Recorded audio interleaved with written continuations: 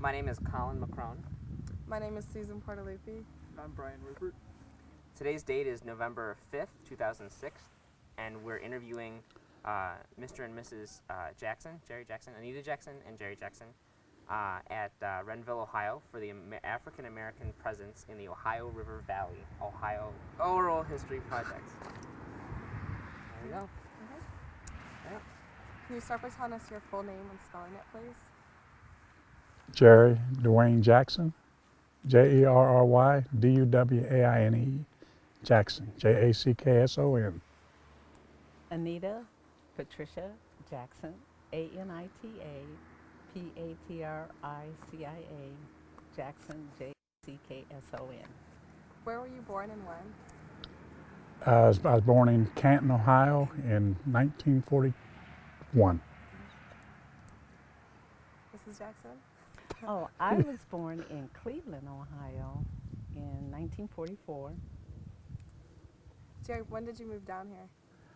I was about 2 or 3 years old when I moved here to Renville. Did you spend most of your life in Renville? Yes, I did. Mm-hmm. Why the move to Renville? Why? My mother moved here. She worked in Canton, Ohio for a while, and then when she lost her job, they just decided to move here to Renville because her mother and father were here. What did her mother and father do? My grandfather was a preacher. Okay. Mm-hmm. And what grandmother. churches in town? Well, actually, his church is in Mary City, Ohio, Okay. which is between here and Athens, or sort of here in Nelsonville. What denomination? Apostolic. Mm-hmm. If I could just go through some background information. What is your, we said the place of birth, but we could have the dates of birth too, if you don't mind. Dates of birth? Dates and places of birth. February 12th, 1944 was when I was born in Cleveland. July the 14th, 1941. Were you born at home or in a hospital? In a hospital. I was born in a hospital. Mm-hmm. What hospital? Gosh, that's a long time I ago. Temkin, I think it's Temkin, right on 77, Temkin. Mm-hmm. You? You want mine? I was born in at Mount Sinai Hospital on a very wintry, snowy day. You remember that? Mm-hmm. Okay. Okay. So now, to what organizations do you belong? What organizations? Any organizations, if you have them. Oh gosh, Zanesville Esquire Club. Gosh,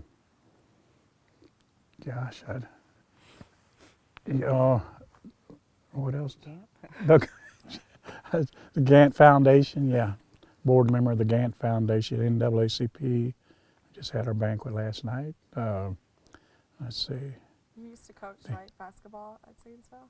At the Ohio University. Well, I used to coach at the middle school and Ohio University, Zanesville. Okay. Mm-hmm. Do you have any siblings? 2 daughters, Kimberly and Christina. Siblings, No, that's I've got a brother and a sister, and I had a younger brother who died back in 70, I think, or 60. 1970. Yeah, 70. Mm-hmm. Do your brother or your sister still live in Renville? No, my brother does. I have a brother that lives in Renville and a sister in Columbus. Did he move away and move back, or has he Well, always no, he used to live in Las Vegas, Oh, and really? he moved back here. That has to be a big change. Yeah, it's more exciting back here. Try not to do that voices in the middle of the questions too. I was doing that too. I was just because we're supposed to be edited out. Where did you meet? How did you meet? At Ohio University. I used to work in the dorm that she lived in, Jefferson. So I used to work in the kitchen. And she lived there, and I met her that way. Yeah. Okay. But we didn't start going together right away. The first You time go ahead. Oh my, go ahead. And tell them.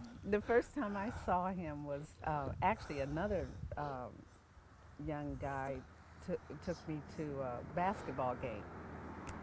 And when I got to the basketball game, I was watching the ball game, and it was like, who is that number 22 down there? Oh, man, he is great.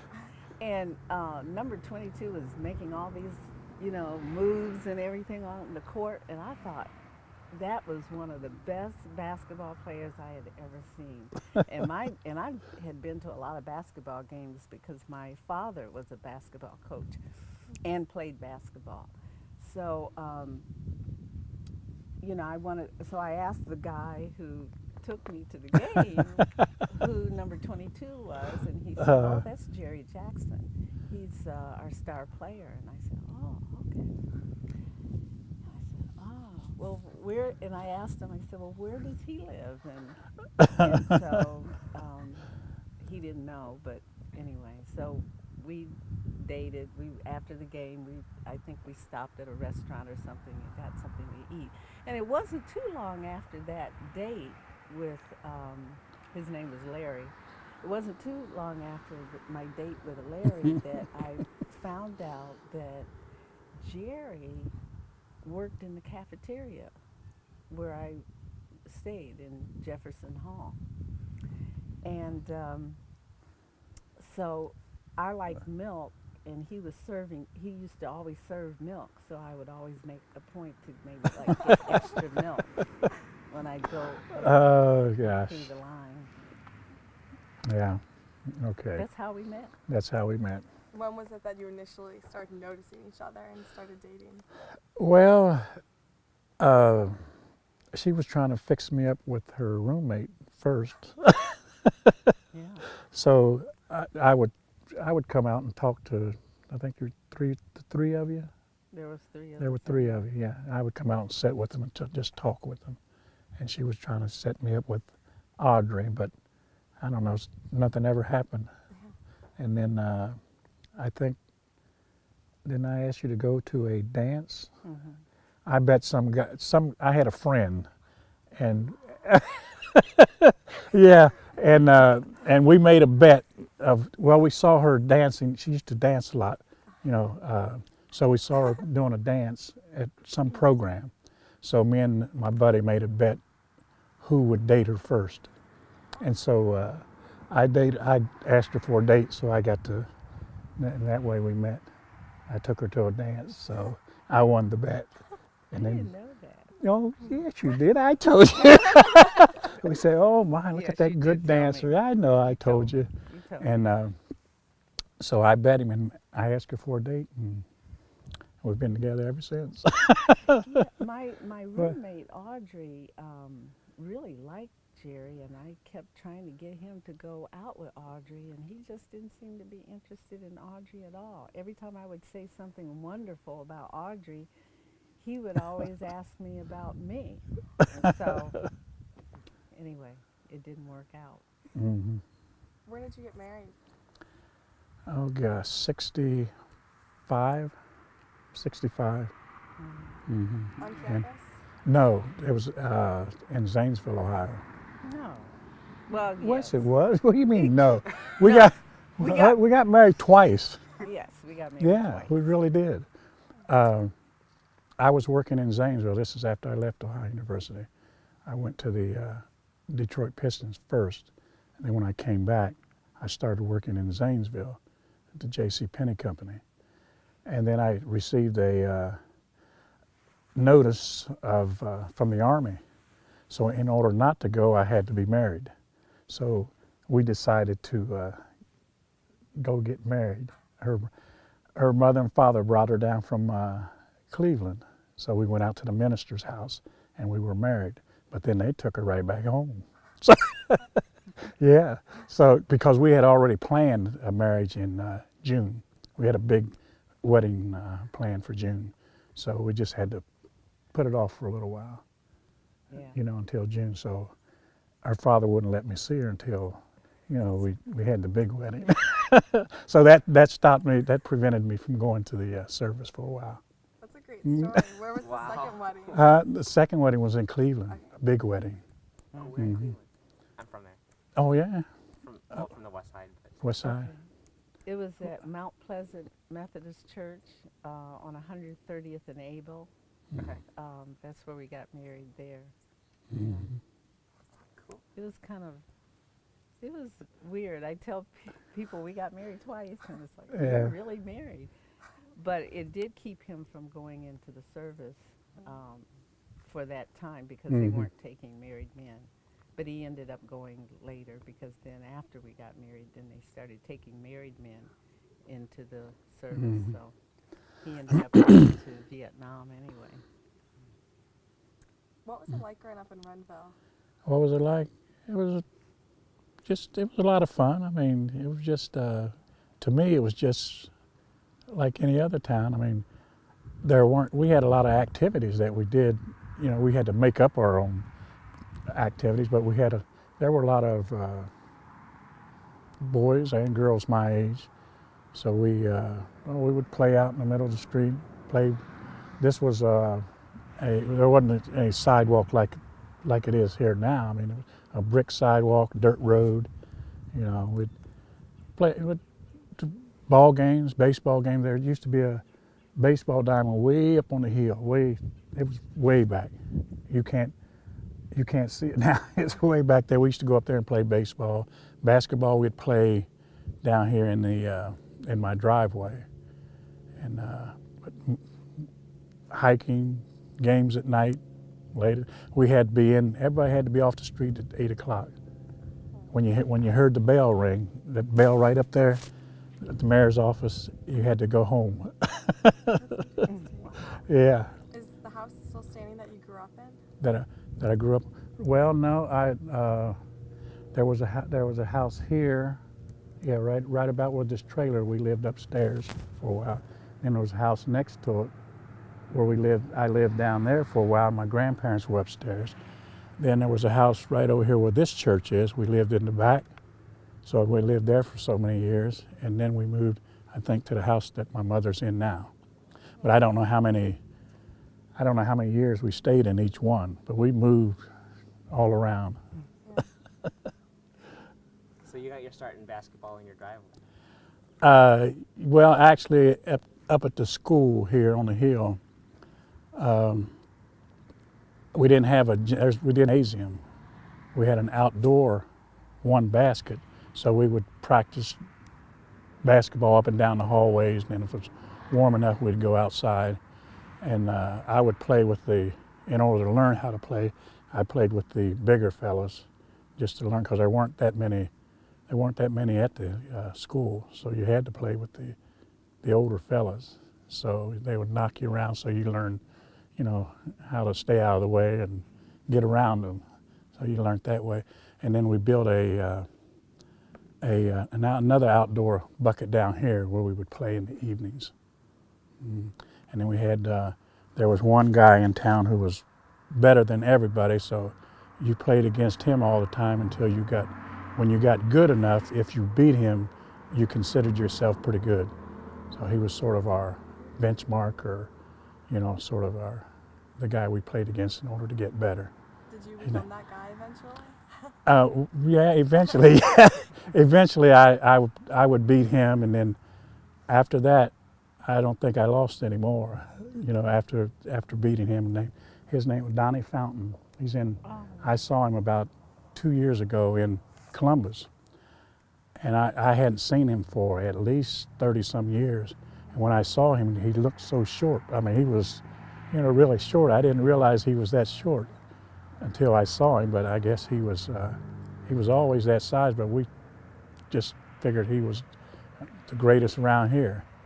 But until then, I must have been about 12 or 11 when I did beat him. And then that was it after that. How many people did you go to school with? Do you remember? Oh gosh, offhand, in my particular grade, probably 10 or 11 in my class.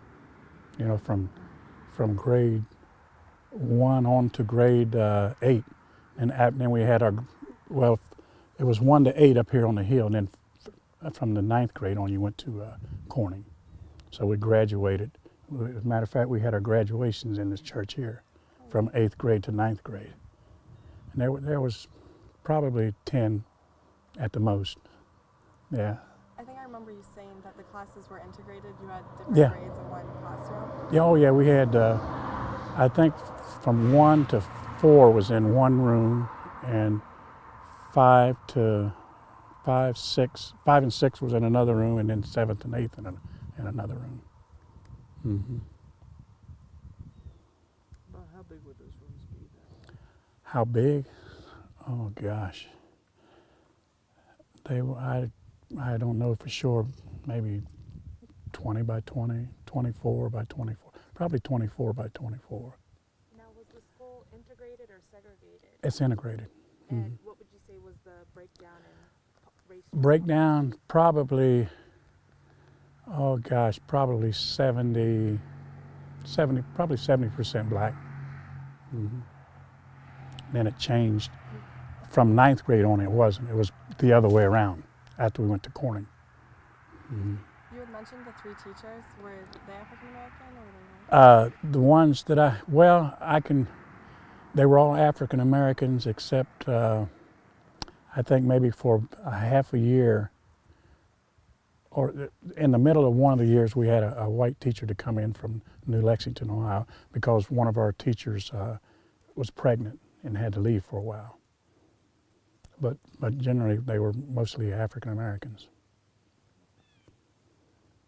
Do you remember your teachers' names? Oh gosh, wow. I know well, in the lower class, from 1st to 4th grade, Mrs. Gomer. I remember Mrs. Gomer. Mrs. Butler was was 5 and 6, and then we had a Mr. Butler. Her husband was 8 and 9 for a while, but then we had another teacher to come in, but gosh, I don't recall his name. In about the 8th grade. Now, were they from the area? The teachers? No, they weren't from here. They were from I think they were from out of state. Mm-hmm. What's your fondest memory from school? From the school in Renville here? From the school in Renville? Gosh. Oh, wow. From the school in Renville, probably playing baseball. We had a little short baseball field up there. Let's see, my 7th and 8th grade years, probably playing basketball. Our coach was a highway worker. He worked for the state, and probably playing basketball, just having fun with all the other students. You know, it just seemed like, looking back on it, we'd had a lot of fun, you know. Yeah. So speaking of fun, oh, sorry, go ahead. Go ahead. Oh, Okay. no, this is you. It's all you. I can ask later. Now we used to have a lot of activities after school, you know, because the main activities had to take place at school because there weren't many things going on down here in town, except a couple of beer joints. But we couldn't hang out there, so we'd have parties at school and whatnot at different people's homes. Mm-hmm. So speaking of fun and all the fun you had, was it hard to go in at 8 o'clock when that bell would ring? Well, no, it wasn't that difficult. A lot of times we wouldn't go in. Some of the fellows would stay out and hide in the different alleys and, you know, sneak around. We had a mayor. You know, there was just one mayor, so we could hide pretty easily from him. And a lot of times we would play games at night. I remember one game called Nurky Kick the Can. We'd set a can up in the middle of the street down there, and somebody would be it, and everybody would go off and hide somewhere, and he would try to find you. But if you snuck around, you'd run out and kick the can, you were okay. But a lot of times, and some of the times, we would start the game, but when we'd go hide, some of us would just go on home and go to sleep and leave the person out who's searching for everybody all night long. We would just go on home. Do you remember the names of some of the stores and restaurants that were in town? Yeah. Well, the two bars, one was Ott Neal's. Then there was a Post. There was a bar on this side called Post. There was a restaurant down here that was Preston's Restaurant first, and then it was a Blackwell's Restaurant. Then who else had it? Rural Harris had it for a while, was the name of it. We had a pool hall right here called Fountains Pool Hall. And we had another restaurant right over in here called Hacky Myers, a little restaurant, Hacky Myers. And then a lunchroom down here where this trailer is. Lavender, I think it was Lavender's, Harry Lavender's, I believe. Mm-hmm. There was a hotel. There was a hotel about here. Gosh, can I think of the name of it? Halls? Might have been Halls. I think it was Hall's Hotel. Big hotel right here. Well, not a big hotel, but a hotel anyway.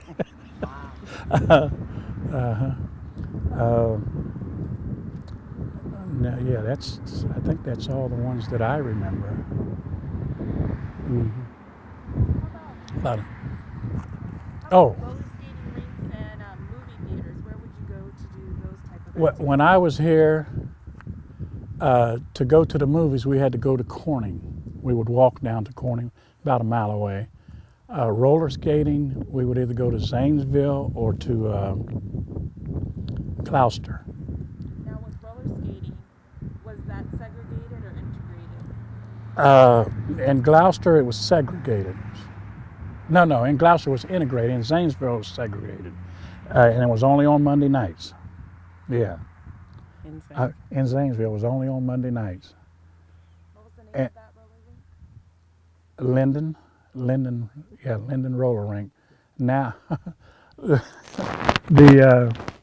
I know some of my friends that live there in Zanesville.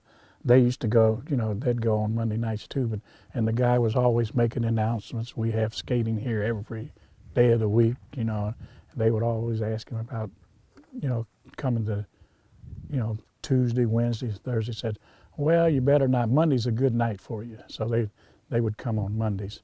And then some of the stores closer to the rink would close on Mondays because they wanted to keep the black students out of there.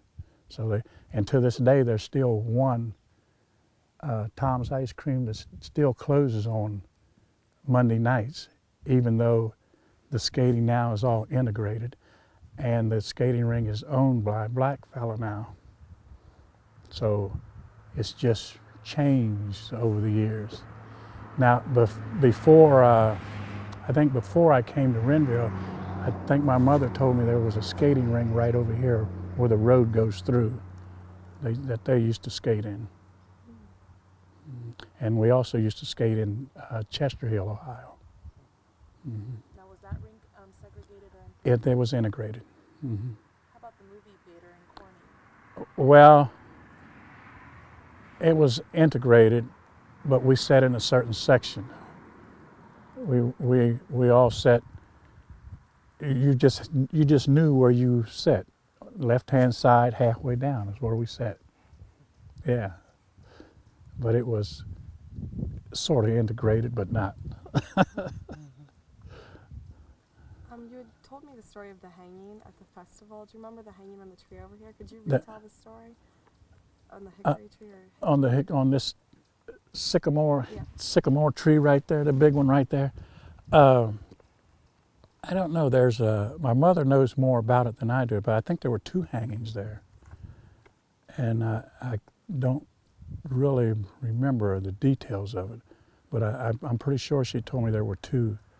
I think they tried to hang two people. I think one of them they did and one of them they didn't, and I'm not quite sure, but we can ask her later.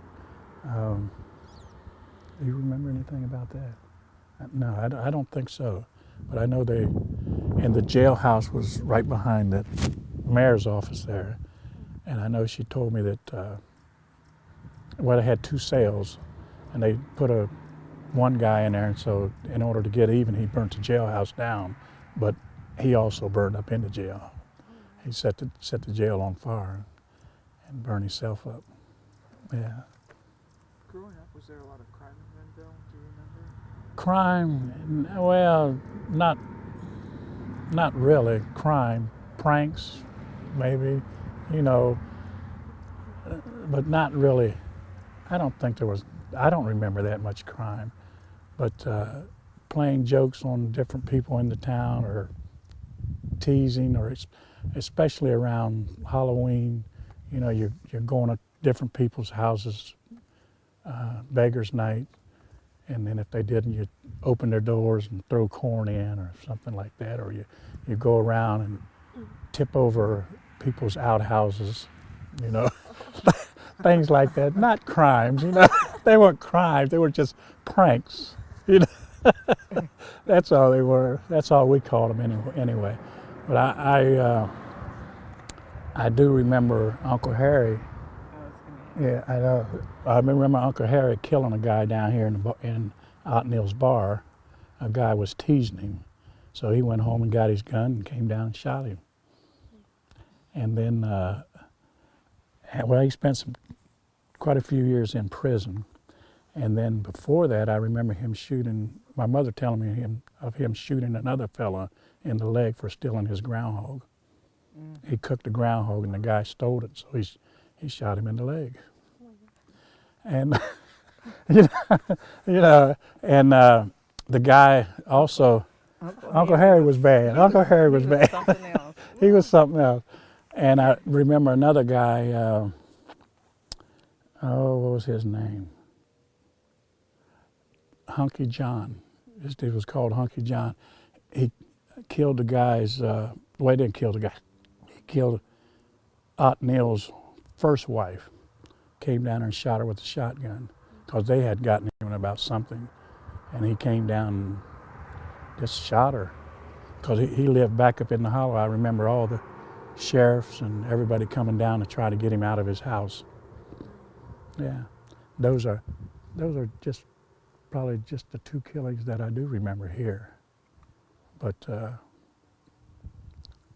it wasn't that bad. Now, was Uncle Henry actually your uncle? Oh yeah, he was my grandmother's brother. Mm-hmm. What was his last name? Goins, Harry Goins. Mm-hmm. There were stories about like Adam Clayton Powell when he was here that said this town was ruthless and there was no law and order here. Yeah, And but that was way before my time. Yeah, that was. It was back. really bad back Yeah, then. it was, I mean, there were bars all up and down the streets back then. And this is back in the 20s and 30s. Has anything stayed the same, or obviously it's changed, but is there anything that still reminds you of when you grew up here? No, not really. The mayor's office is still here, and this church here. Everything else has really changed. I mean, all the houses, that hill used to be lined with houses on both sides, all the way up and down. No, it doesn't. And the strip, there used to be mining over here on the other side of the tracks, and there used to be about probably 6 or 7 tracks over here instead of the one. With all the coal cars, as they're hauling coal up and down from the mines and stripping the hill over here. They've reclaimed it now, but the whole area has changed. The housings and I mean, just the mayor's office. I can remember the mayor's office and meetings and a lot of the church meetings that they had. They used to have their big 20th. They used to have a big celebration here in the middle of the street. They had a band come down and set up a stage and just set up games down at this end of the street, Ferris wheels, merry-go-rounds, things like that.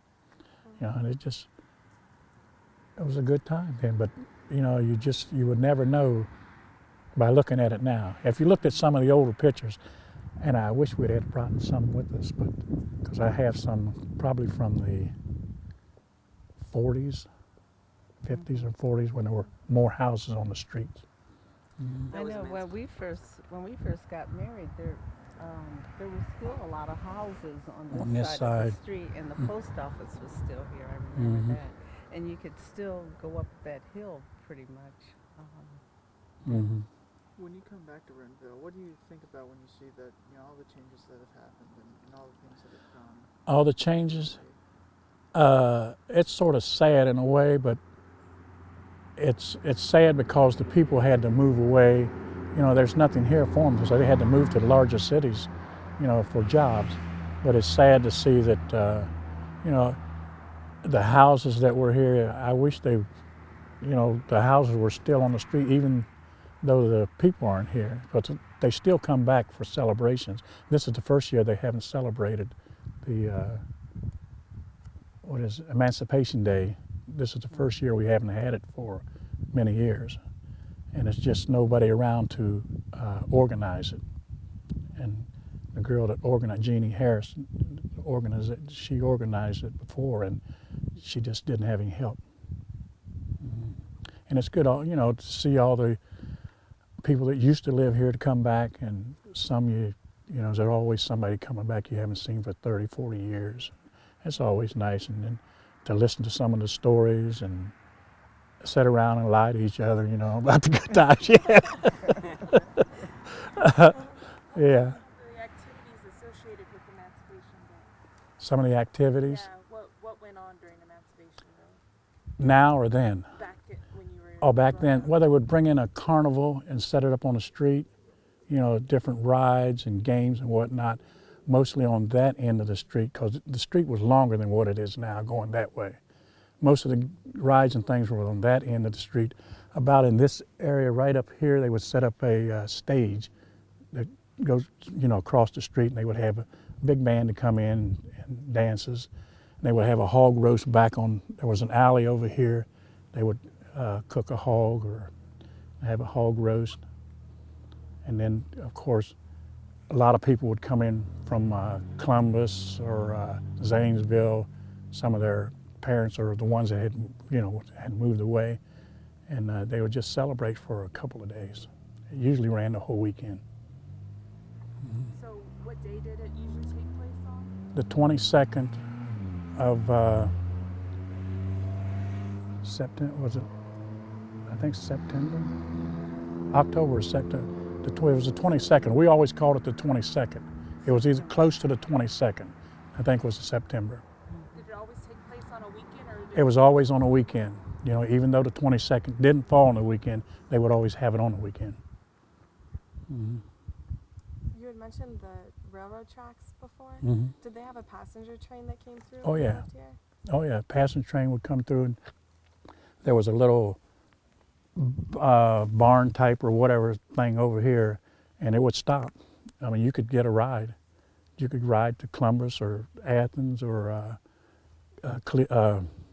Zanesville. Yeah. And they used, instead of the trains that you see now, they were the steam engines. Yeah, it was way. I can remember the steam engines going up and down the tracks. Yeah, it was way back. When did they stop running? Do you remember? Oh gosh, not exactly. I don't remember.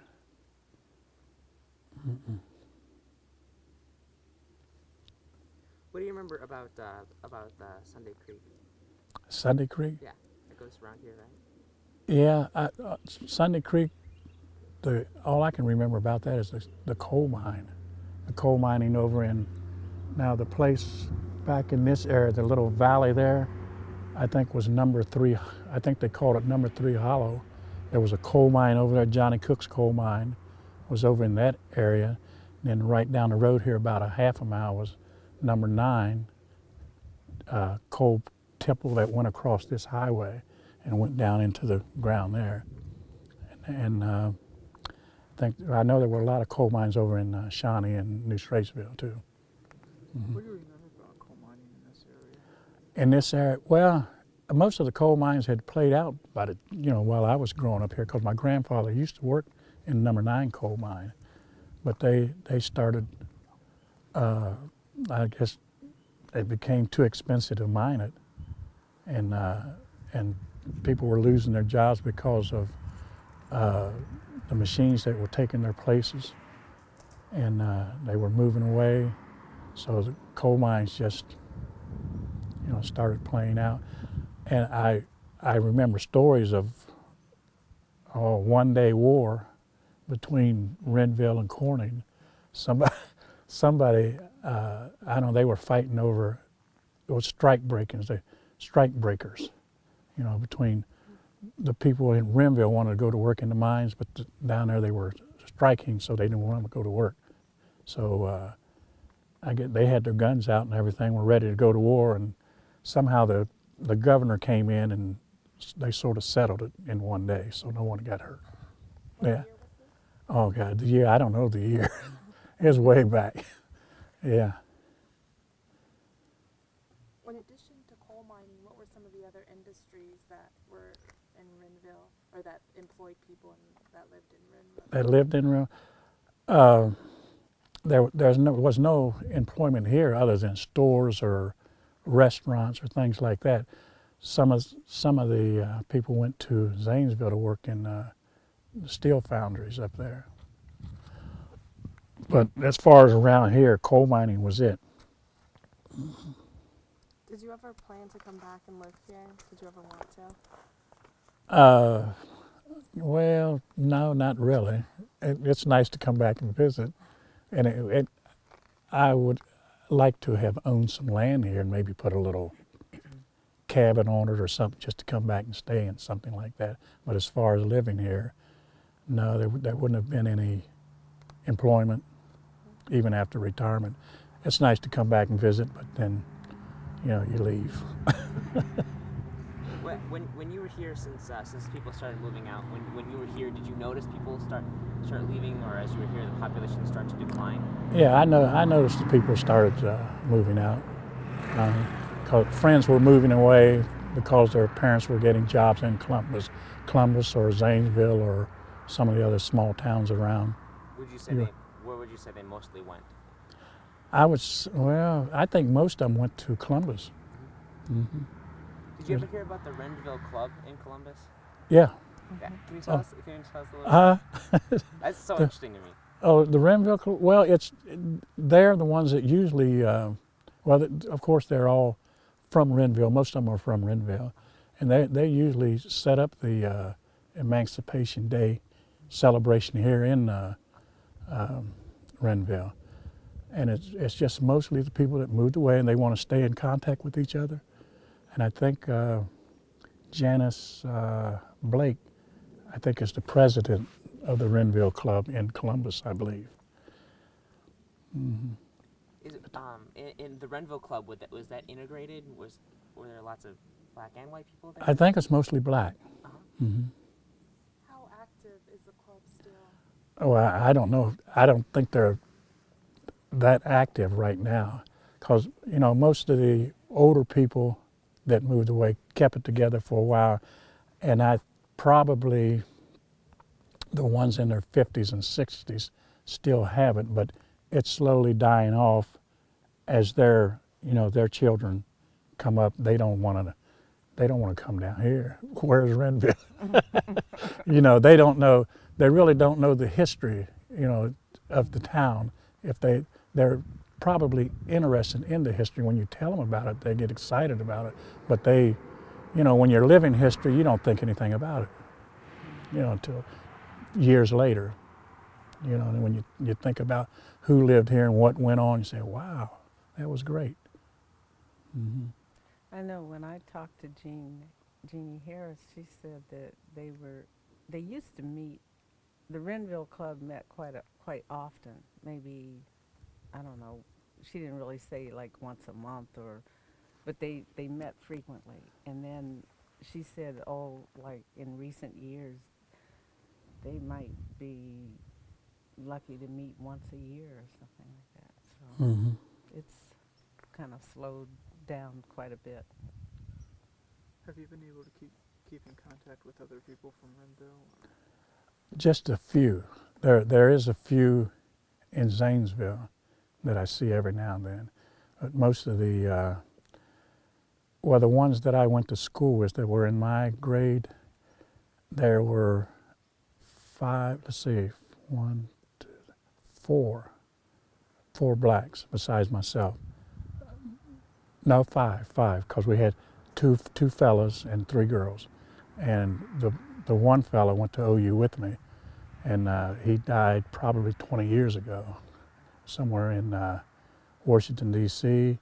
And then one of the girls, Linda Burley, is also deceased. So there's just three of us left now. So I see them once in a while. What years did you attend OU? What years? Yeah. 60 to 64. How did you decide to go there? I was recruited from probably 10 to 12 colleges, and I decided on OU because there was a guy down here in Renville by the name of Dick Garrison. Corning. Down in Corning by the name of Dick Garrison that owned a hardware, and he was an OU alumni, and his son had gone there and played basketball. So he would talk to me from my junior year to senior year in high school. He would keep talking to me, and I decided to go down. The coaches came up and for an interview off and on. So, and well, my grandmother was living there, and she didn't want me to go too far away. So I said, well, I'll go to OU. So I ended up going to OU. Aside from basketball, what other organizations were you both involved with? Well, in College. In college. Yeah.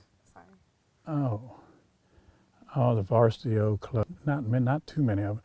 The fraternities I didn't belong to any fraternity, but I went to all their functions, But that was probably at the Industrial Arts Club. Mm-hmm.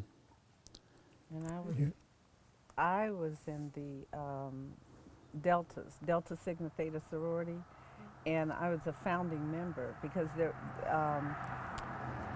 Deltas did not exist on campus, and we wanted to start it, and so there were 8 of us.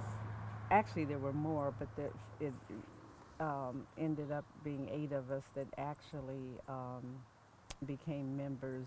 We had, I guess, the money to participate. We had the desire to get established on campus, and we had people from Columbus, Deltas from Columbus, that came down and helped us get started. So I'm one of the 8 founding members of the Epsilon Iota chapter in Athens.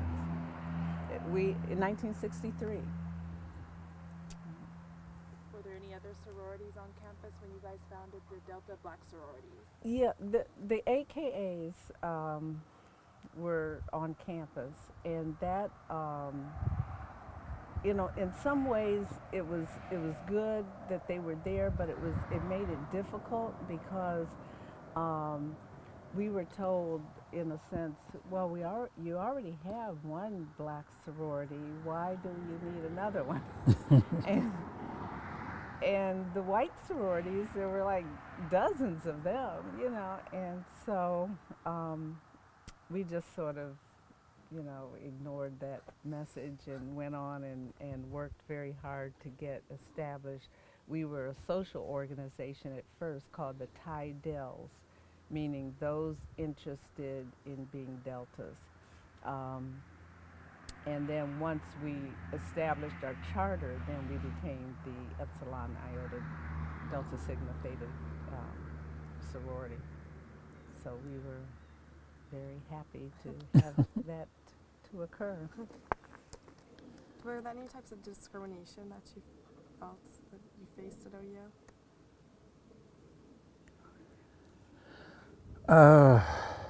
Gosh. You go ahead. Did you have any? Oh, yeah, my roommate. Well, yeah, roommates, yeah. Oh. I I don't really remember that much discrimination. I mean, at that time, when I went there at that time, there weren't many blacks on the basketball team. And probably before I got there, maybe 3 or 4. But that year, the year that I went, there were more on the team then than there ever had been. But by the time I was a senior, there were only 3 of us left. At one time, well, it happened in high school once and while I was at OU. But you had an unwritten rule that you only play so many black players. 3 was it. It was, nobody said anything, but it was an unwritten rule that you didn't, the coaches didn't play 5 black players on the court, or you'd be looking for another job. Now, in high school, we had a coach. The 4 years that I was in high school, we had a coach from Ohio State, and he didn't care who was on the team. He didn't care. He put his best 5 out there, and we did in high school. At one time, we had 5 black players on the floor, and he heard about it from alumni. And I think he didn't care. He said he was going to play his best players, and that's what he did. So, I mean, I don't know if he got fired for that or not, but when I left, he was still there a few years later. And it also happened in college also. The coaches there, they didn't, they played 5 good players. If you had 5, you were on the court. And I can remember probably my junior year of 5 black players being on the floor at the same time. And one of the fellas came up to me and said, look around, and said, look, who's on the floor? And said, we're all out here at the same time. But the coaches, Jim Snyder and Blosser and them, they just put 5 players on the floor. They didn't care what color you were. It didn't happen often, but now, over the years, now it's the other way around. Yeah. When you played, was that Kentucky? Did the coach didn't acknowledge you or the team when they won or something? What was that? Well, he didn't want to acknowledge the team, but he did after the ball game. When we played Kentucky in '64, Adolph Ruff was the coach then, and we beat him in the NCAA. And he had always said that no 5 black players would beat his teams. But it happened that we didn't have 5, but we had 3 on the floor at the same time, and we beat them pretty bad. And then after that, I think a team from Texas had 5 black players. They made a movie of it not too long ago, and they also beat him a few years after we beat him real bad. And from then on, I think his alumni started getting on him about recruiting blacks to Kentucky. And so he didn't want to do it, but I think he finally broke down and started recruiting blacks. But they let him go after that anyway, a few years after that. But he did come into the locker room after the game and congratulated us, but it wasn't that sincere, and we, we could tell that. Now, what would happen when you would be at away games and have to stay in hotels? In hotels, Like in Kentucky and Southern. yeah, we usually, the coaches, made sure before we even got there that they were going to accept blacks. And usually we had, I think, 4 blacks on the team or 3 blacks at that time. And none of the black players stayed with each other. We always made sure we stayed with one of the white players, But we never had any problems as far as hotels in away games, because they made sure way ahead of time before we even got there. Mm-hmm.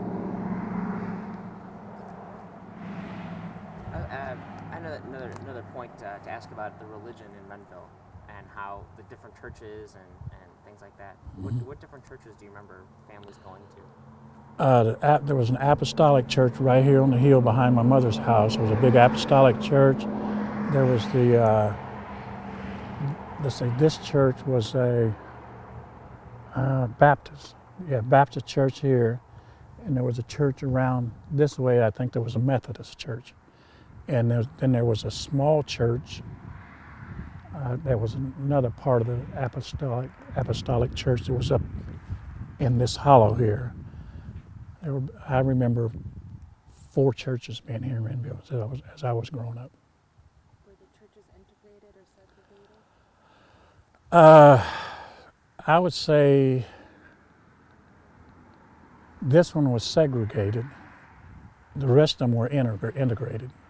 Now, I went to the church up here. It was black and white. We had a white minister, lady. There was an apostolic, Sister Six. We used to call her Sister Half a Dozen. But Sister Six, she was the preacher up there. And the one around here was integrated, but the one here was mostly black. Now, was it rare for a woman to be a pastor of a church? Yeah. Mm-hmm. And how was she received by the congregation? No problem.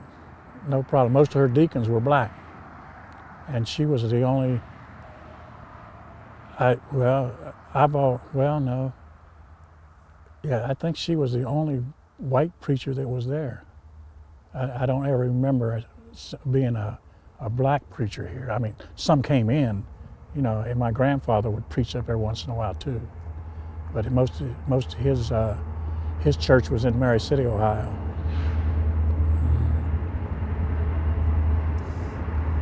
The train's gonna drown you out.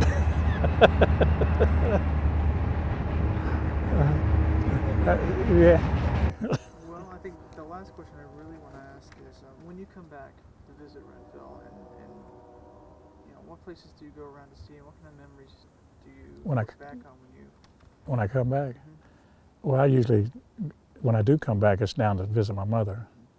And as far as, once in a while I'll come down, get invited and go down to Corning to Miller High School to sell African artifacts.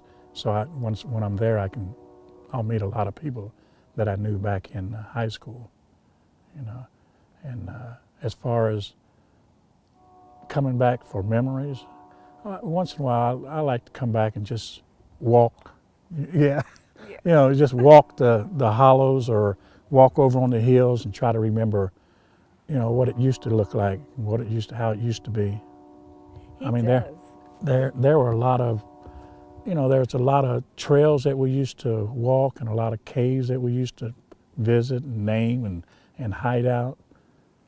Just. Because sometimes we would be sitting in his mother's house and maybe his sister would be there and her family or the nieces and nephews and so forth. And all of a sudden you'd look up and Jerry's gone, Well, where's Jerry? And he would just be walking around, I don't know, just sort of reminiscing. Yeah, just walking, yeah. Trying to remember where houses used to be, who lived there, where they are now, what it looked like back then. And there was a creek that started way up the hollow there and would come out. Where did it come out? Somewhere around here. It came out behind this, I think it came out behind this trailer, but they put it up, they moved it now. They moved it over that way. We used to make these little sailboats and start way up at the hollow and then just watch the sailboats come all the way down through here, and we'd follow them along. And that was fun. And we hiked up to the school all the time. We were always running around in the school up there. By that time it was closed, but we'd go up there all the time to visit. What year did the school close? I don't even know when it's closed. It closed while I was gone. I don't even remember when it closed. When I left here to go to Athens, the population here in Renville was probably 160 people. And by the time I got out of school, it was probably down to 60 or 70. And now, probably just over 30. Mhm. So it's going away. What was your Yeah. majors in college? What Your was, major? oh, major? Yeah. I was in industrial arts education. Mhm. How about you, Mrs. Jackson? I was in education, and my undergrad was in elementary education, then my master's was in curriculum and instruction, and then received a second master's in school counseling, became a counselor, and then I received my PhD and became a professor at Kent State University. So now I'm supposedly retired. Supposedly retired. Retired professor at Kent State, but I went to Ohio State to get my doctorate, and then the Ohio State, and began working at Kent State. But I still have a research project up there, so I'm still in a sense working, and I still write. So. Mm. But we're supposed to be retired. So I retired about 2 years ago. But I got my master's at OU. We worked on our master's together down at OU. And we would drive from Zanesville down and drop the kids off at my mother's house and go on down for classes. Mm-hmm. And then we received our master's down there. Mm-hmm. And I have about 37 years in the retirement system. And I decided to get out, just enjoy it. Yeah. Now, when you retired, what were you involved in when you retired? I was still teaching, yeah, at a middle school. And it wasn't industrial arts then, it was technology education. Mm-hmm. And you, just quickly, you mentioned serving in Vietnam. What years were you in Vietnam? Part of 68 and 69. Mm-hmm. Can you tell us a little bit about your experience in Vietnam? What branch were you serving? I was in the Army, and I was an MP. So I spent 365 days in Vietnam, and that was it. I was in Nha Trang. I was a military policeman in Nha Trang, and I used to travel from Nha Trang up to the DMZ or to pick up prisoners and bring them back. So I used to take care of prisoners in Nha Trang. Mm-hmm. And it was, I was there during the Tet Offensive. I had about 2 or 3 months left when Tet happened. So it was pretty rough for a while until it was nice to get out of there. He left in March, and our first daughter was born in December, and the Tet Offensive started in like January, like right after she was born. And instead of writing letters, sometimes he would write letters, but a lot of times he would send a tape back home. And so I would play the tape, and then you could hear the guns going off in the background. And from the time that our first daughter was born in December to when that Tet Offensive started till he came home in March, I'd hear those tapes, and I just never knew whether he was going to make it back or not. Mm-hmm. Now, okay. We can do the